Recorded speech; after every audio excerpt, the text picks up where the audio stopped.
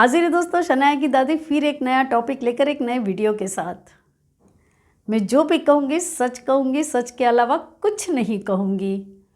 मैं जानती हूँ ये अदालत नहीं है दोस्तों, लेकिन मेरे लिए किसी अदालत से कम नहीं है, क्योंकि ये वीडियो मेरी बेटियाँ भी देखने वाली हैं और उनके पेरेंट्स भी देखने वाले हैं। दोस्तों, बड़ा सेंसिटिव सा टॉपिक है। कहीं आपको इमोशनल कर सकता है या कहीं आपको खुश भी कर सकता है। कहीं आप सोच बदलने पर मजबूर हो जाएंगे या कहीं आपकी सोच और मेरी सोच मिल भी सकती है। दोस्तों, तो काफ़ी अलग सा टॉपिक लेकर आई हूँ मैं। जब शादी की बात होती है ना, बेटे के पेरेंट्स के घर में और बेटी के पेरेंट्स के घर में, जब भी शादी की बात होती है, हम लोग करते क्या है, सिर्फ बेटी से एक्सपेक्ट करते हैं।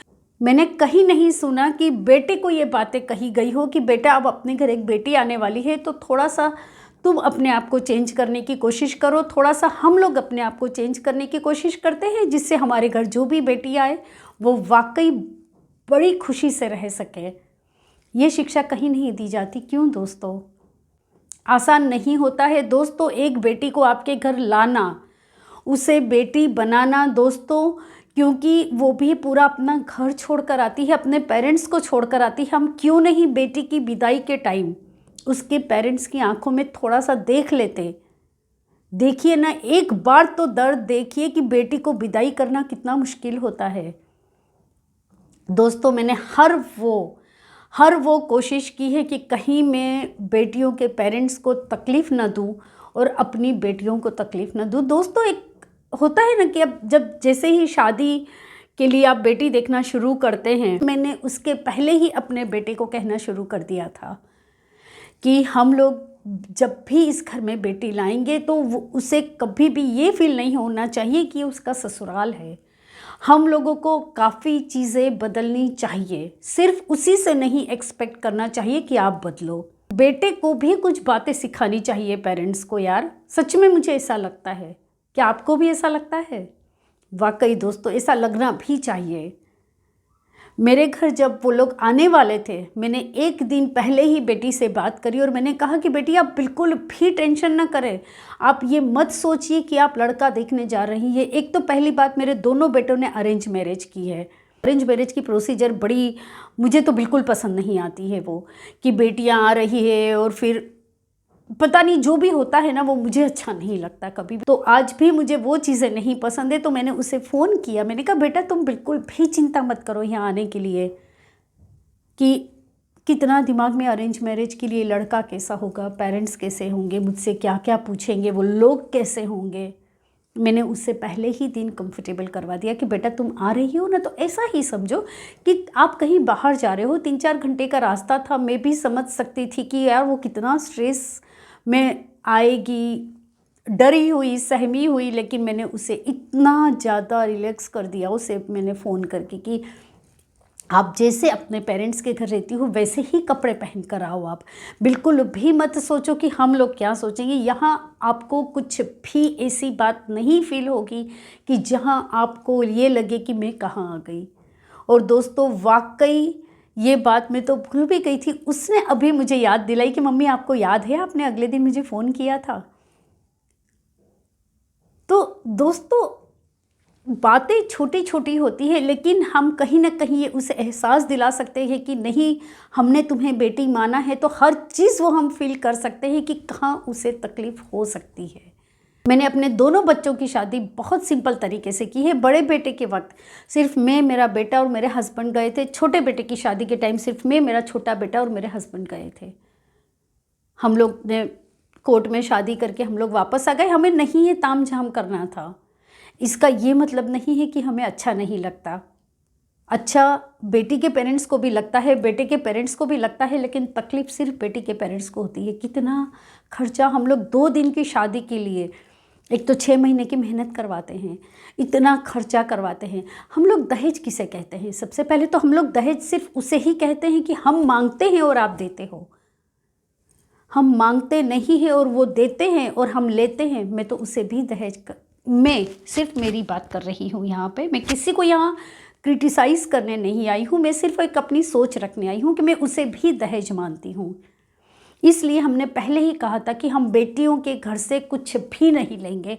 तो मैंने दोनों बेटियों के घर से कुछ भी, जैसे मैंने कई जगह देखा है कि बोलते हैं ना कि सबके रिवाज अलग अलग होते हैं, तो कहते हैं कि हमें शादी में आपको क्या देना चाहिए हमें, और आपके कितने रिलेटिव हैं उनको मुझे क्या क्या देना चाहिए। इतनी बड़ी लिस्ट थमा देते हैं बेटे के पेरेंट्स, मामी, काकी, सास, ये वो सास और वो सास, और पता नहीं कितने रिश्तेदारों को कितना कुछ वो बेटी के घर से दिलवाते हैं और उसी को वो स्टेटस गिनते हैं। मुझे ये बात वाकई समझ नहीं आई, तो मैंने बहुत क्लियरली कहा था कि हम सिर्फ बेटी लेंगे, बेटी के अलावा कुछ भी नहीं लेंगे, और इसी सोच पर हम लोग कायम रहे हैं।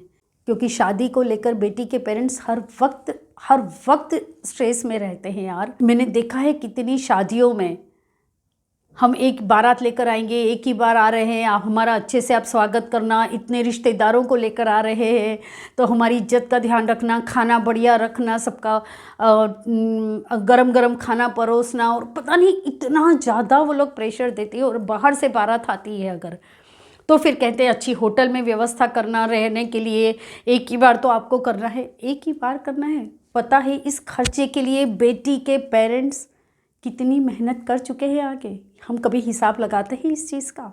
आपको तो एक ही बार शादी करना है। मैं कहती हूँ कम से कम बेटी के पेरेंट्स का 6 महीने का बैंक बैलेंस ख़त्म हो जाता है, क्योंकि हर पेरेंट्स उनकी उम्मीद से ज़्यादा ही खर्चा करते हैं। क्या हक बनता है हमें, क्या हक बनता है बेटी के पेरेंट्स का बैंक बैलेंस खाली करने का? क्यों वो मेहनत से नहीं कमाते हैं, उनका फ्यूचर नहीं है? क्यों इतना पैसा आप उन लोगों से बर्बाद करवाते हैं? और लेने के लिए मैंने क्लियरली कहा था कि ना आप हमें देंगे, ना मेरे बेटे को, ना हमें, ना आपका कोई रिश्तेदार। जी ये चीज़ें भी हमें नहीं पसंद, ये भी सोच हमने बदली है शादी में। ना बेटियों के घर से कुछ, ना किसी से एक भी पैसा हमने लिया है। सच दोस्तों, क्योंकि आप एक बार बेटी के पेरेंट्स को देखिए यार, हमारे घर बेटी आई है, झुकना हमारा बनता है। बेटियों के पेरेंट्स का तो सर ऊंचा होना चाहिए कि वो हमें बेटी दे रहे हैं अपनी। होता क्या है कि हम बेटी के पेरेंट्स का सर झुका हुआ चाहते हैं। नहीं दोस्तों, मेरी ये सोच शुरू से नहीं रही है। मैं 2 बेटों के पेरेंट्स हूँ, लेकिन मेरी सोच हर वक्त ऐसी रही है कि नहीं यार, वाकई आपने हम पे एहसान किया है आपकी बेटियां हमें देकर। आप भी एक सोच रखिए, अगर आपको मेरी सोच अच्छी लगती है तो वाकई सोच बदलिए दोस्तों, कि बेटों के पेरेंट्स होना कोई इतने गुरूर वाली बात नहीं है। आप एक दिन तो भेज कर देखिए ना अपने बेटों को ससुराल, एक दिन तो आप कहिए ना कि बेटा आप आज इस बार आपको विदाई होना है, चाहिए ना आप 2 दिन रहकर आइए। इतना आसान नहीं होता है, ना पेरेंट्स भेजेंगे ना बेटा जाएगा। तो क्यों हम इतनी उम्मीद उस बेटी से लगाते हैं कि हमारे घर आके वो बिल्कुल हमारे ही तरीके से रहे? क्यों नहीं हम अपना तरीका थोड़ा सा बदलते हैं उसको कंफर्टेबल करवाने के लिए, कि आओ बेटी ये तुम्हारा घर है, तुम रहो वैसा हम थोड़ी सा रहने की कोशिश करेंगे, थोड़ा सा तुम अपने हिसाब से ढलने की कोशिश करो। क्यों नहीं उसके लिए हम मायका बनाते हैं? दोस्तों मैं थोड़ी सी तस्वीर आपके साथ शेयर करूंगी मेरी और मेरे दोनों बेटियों की। आप देखेंगे कि हम तीनों में कितना बॉन्डिंग है। पहले हमें माँ बनना पड़ता है, उसके बाद आप कह सकते हैं कि नहीं आप बेटी बनो। कैसे हम एक्सपेक्ट कर लेते हैं कि आप हमारी बेटी बन के रहो, माँ तो बनो। हाँ दोस्तों, मैंने कभी अपनी बेटियों को बहू नहीं कहा है। किसी के भी सामने में अगर उनसे मिलवाती हूँ तो मैं कहती हूँ ये मेरी बड़ी बेटी है और ये छोटी बेटी है। कहने के लिए नहीं कहती दोस्तों, हर वक्त मैंने उन्हें फील करवाया है कि ये तुम्हारा मायका है। देखिए, बेटी लाना ही हमारे लिए सबसे फ़ख्र की बात है कि यार हम हमारे घर में एक बेटी लेकर आ रहे हैं दोस्तों। तो उसे बड़ा प्यार दीजिए और उसका इतना वार्म वेलकम कीजिए कि वो अपना मायका याद ना करे। याद करे लेकिन प्यार से करे, उस वक्त ना करे जब उसे लगे कि यार यहाँ मुझे बहुत दर्द है तो मुझे अब मेरे मायके जाना पड़ेगा, उसे थोड़ा सा हल्का करने के लिए। सच दोस्तों, बड़ा प्यारा रिश्ता है। बेटियां जब आपके घर आती है तो ये रिश्ता मजबूत बनाइए, बहुत प्यार दीजिए बेटियों को। दोस्तों एक सोच थी जो मैंने रखी है और ये सोच मैंने अपने पे उतारी है और तभी आज मैं कहने की हिम्मत कर रही हूँ, वरना मैं ना कहती। दोस्तों अगर आप कुछ कहते हैं ना तो पहले खुद में बदलाव लाइए, उसके बाद आप एक्सपेक्ट कीजिए कि कोई और बदले। आज मैंने अपने में बदलाव लाया है तो मैं मानती हूँ कि आप भी ये वीडियो देखकर यार थोड़ा सा बदलने की कोशिश कीजिए और बेटी के पेरेंट्स को इतना ना प्रेशर दीजिए शादी के नाम पे कि वाकई उन्हें लगे कि यार हमने बेटी पैदा करके कहीं गलत तो नहीं कर दिया। जी नहीं दोस्तों, बेटी के पेरेंट्स को भी आप फक्र करवाइए कि क्या घर और वर मिले हैं उन्हें। बड़ा प्यारा रिश्ता है, उसे संजो के हम लोगों को रखना चाहिए, प्यार से रहना चाहिए। बस इतनी सी एक मेरी सोच थी। हर किसी का हक बनता है खुशी पे, वो बेटी के पेरेंट्स हो या बेटे के पेरेंट्स हो, बेटी हो या बेटा हो, यार खुशी तो बनती ही है। अगर शनाया की दादी ये सोच बदल सकती है तो आप क्यों नहीं, आपको भी बदलनी चाहिए। और अगर बदली हुई सोच है तो सलाम करती हूँ आपकी इस बदली हुई सोच को। आपको लगता है कि यार मेरी सोच सही दिशा में जा रही है, मैं सही दिशा में आगे बढ़ रही हूँ, मेरे कदम सही हैं, तो यार आप मुझे मोटिवेट क्यों नहीं करते हैं। मैं मोटिवेशनल वीडियोस लेकर आती हूँ, आपको तो सिर्फ एक बटन दबा कर यार मुझे मोटिवेट करना है, कीजिए ना यार। तो मुझे भी थोड़ा सा तो कुछ बोलने के लिए, कुछ नए टॉपिक लाने के लिए यार मोटिवेशन तो चाहिए ना दोस्तों। तो मैं उम्मीद करती हूँ कि आप मुझे मोटिवेट करते रहेंगे, मैं आपको मोटिवेट करते रहूँगी, रिश्ता बनता रहेगा। और मैं देखिए लास्ट में मेरी और मेरी दोनों बेटियों के साथ फ़ोटोग्राफ शेयर कर रही हूँ, आपको वाकई बॉन्डिंग पसंद आएगा। मिलते हैं दोस्तों अगले वीडियो में।